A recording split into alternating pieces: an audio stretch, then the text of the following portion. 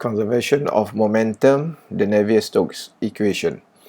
The Navier-Stokes equation is widely used in both theory and in application. The Navier-Stokes equation represents Newton's second law of motion as applied to viscous flow of a Newtonian fluid. In these notes, we assume incompressible flow and constant viscosity. Similar to continuity equation, there are multiple ways to derive the Navier-Stokes equation. This note shows how to derive the equation by starting with a fluid particle and applying Newton's second law. Thus, the result will be the non-conservation form of the equation. Because the derive is complex, we omit some of the technical details.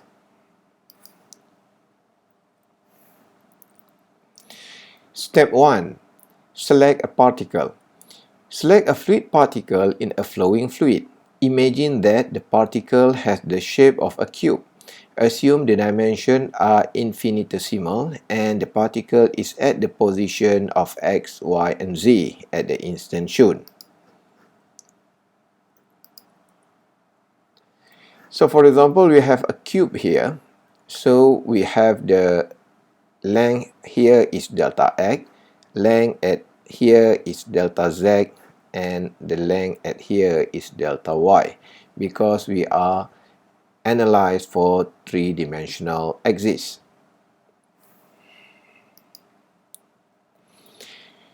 Step 2. Apply Newton's second law. Regarding the forces, the two categories are body forces and surface forces. The only possible surface forces are the pressure force and the shear force. Pressure force is shown as Fp and the shear force is shown as Fs. Assume that the only body force is the weight of the particle.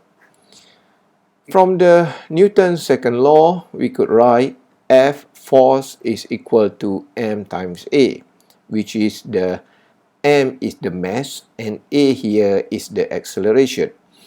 And F here is the sum of forces on a particle. According to what we understand previously, the total force is from the body force and from the surface force. And it is equal to MA, the common equation to calculate the force.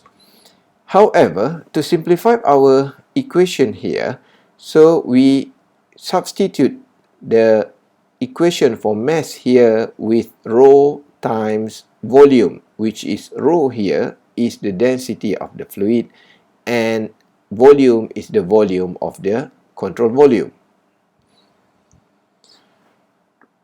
So from body force, it is about the weight of the particle, and then the surface force is consisting of pressure force and shear force.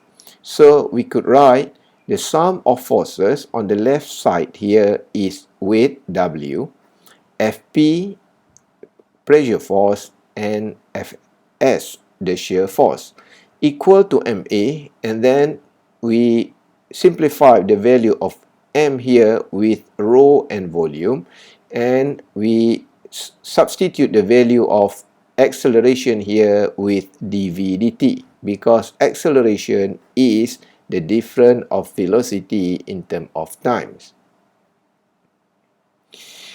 Next, we substitute the value of weight here with rho, v, and g, which is v here, the volume, is the volume of the particle.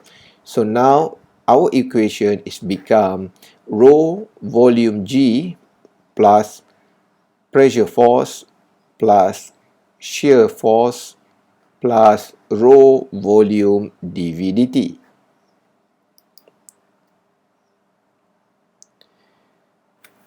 Step 3.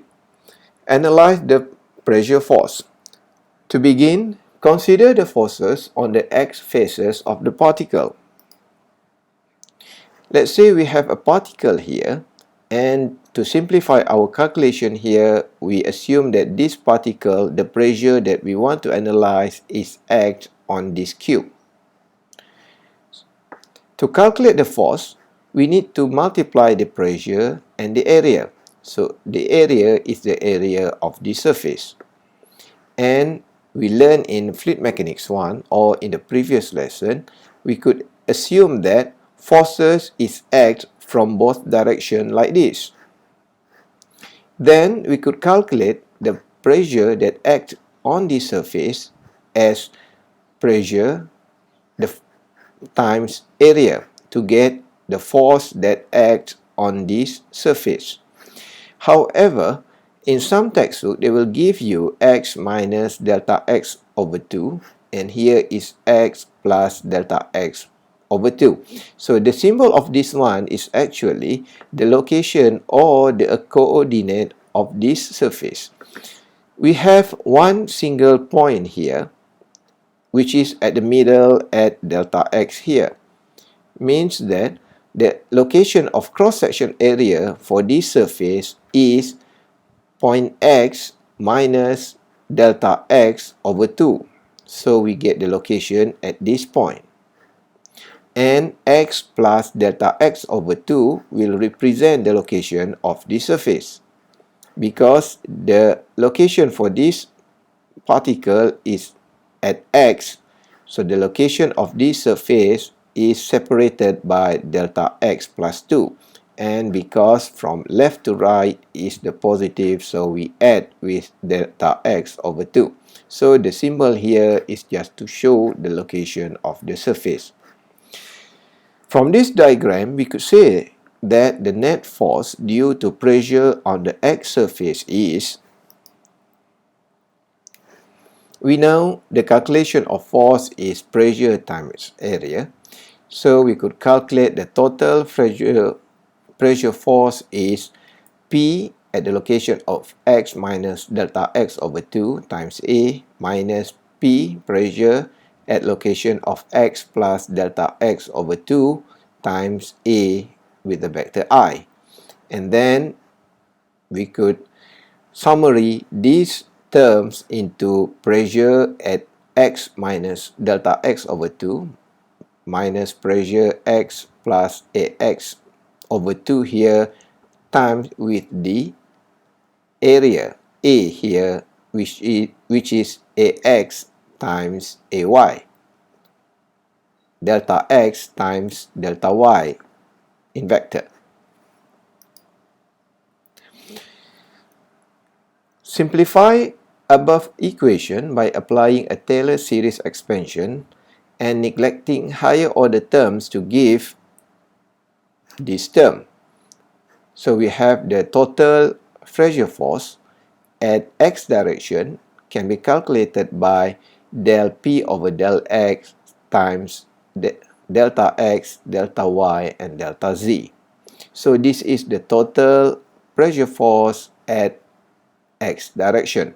And then we repeat the same calculation to get the value of force at y faces or y direction and z direction, and then we need to combine all of that equation, and we could get pressure force for all condition, for all direction, can be written as this one.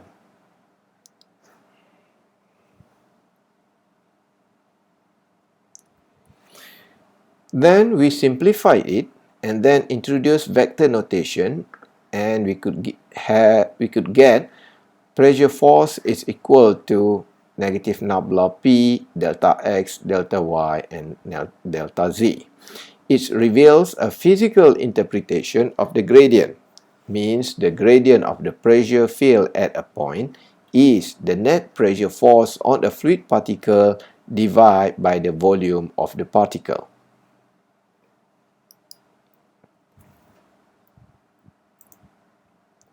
Step 4. We need to analyze the shear force. The shear force is the net force on the fluid particle due to shear stresses. Shear stresses is caused by viscous effect and is represented mathematically as in the figure below. This figure shows that each phase of the fluid particle has three stress components. For example, the positive x phases has three stress components, which are tau xx, tau xy and tau xz. The double subscript notation describes the direction of the stress component and the phase on which the component acts. For example, tau xx is the shear stress on the x faces in the x direction. Tau xy here is the shear stress on the x faces in the y direction. And tau xz here is the shear stress on the x face in the z direction. So the stress in the j direction on a face normal to I axis can be simplified on this diagram. Shear stress is a type of mathematical entity called a second-order tensor. A tensor is analogous to but more general than a vector.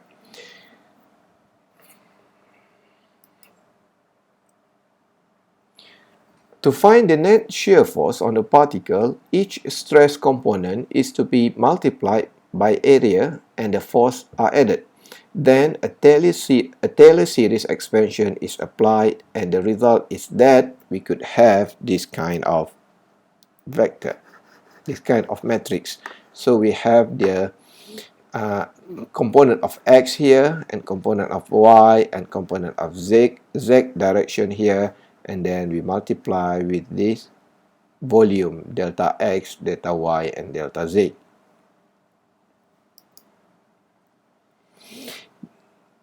So the matrix can be written in variant notation as shear force is the divergence of tau times the volume here, where the terms on the right side represent the divergence of the stress tensor times the volume of the fluid particle.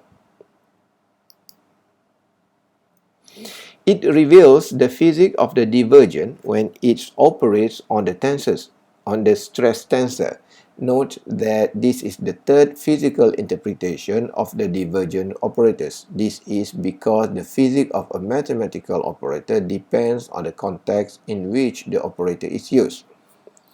We could simplify the divergence of the stress tensor as the net shear force on a fluid particle divided by the volume of the particle.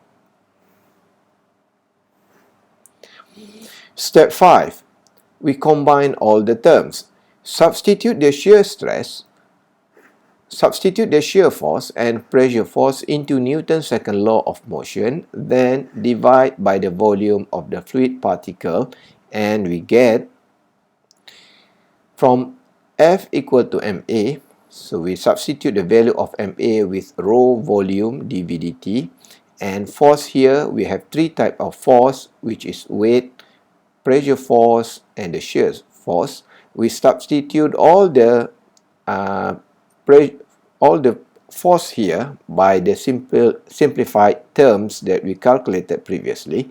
So we have weight here by rho, g, and volume. So we have delta p. We have divergence of pressure here times the volume of the particle. So we have a volume symbol here, and then divergence of shear stress times the volume.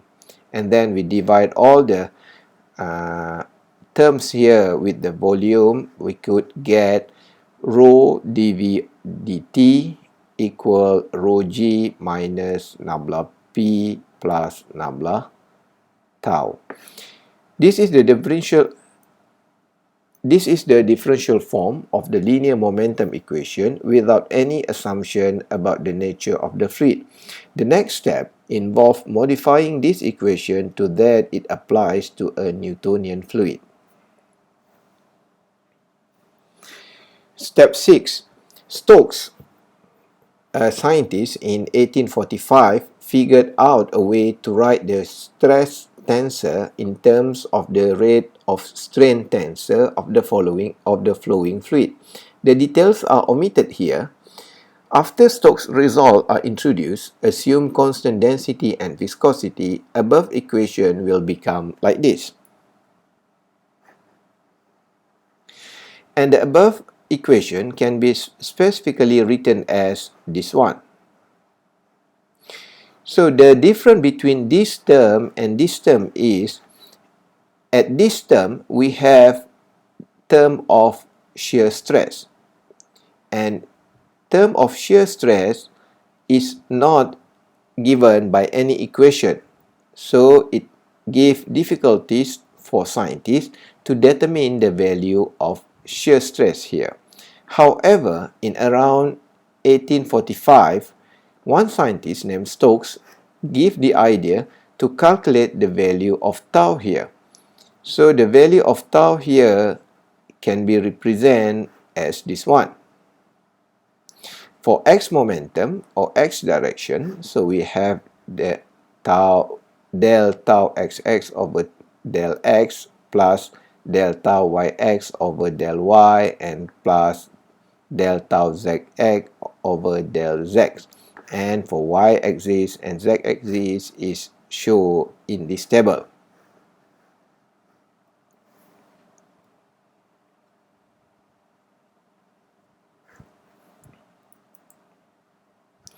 It may be noted that the last three convective terms on the right-hand side of above-mentioned equations make it highly non-linear and complicated the general analysis.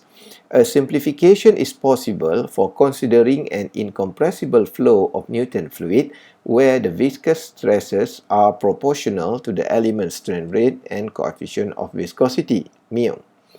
For an incompressible flow, the shear term may be written as tau x equal 2 mu del u over del x, and the another terms of tau is shown in this table.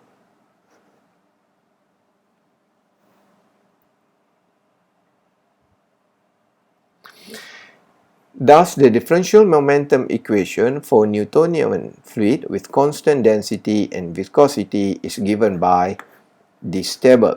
For example, for x momentum or x-axis here, we could write the equation rho du dt equal rho g x minus del p over del x plus mu in bracket del square u over del x square plus del square u over del y square plus del square u over del z square. And the value for y momentum and z momentum is shown in this table.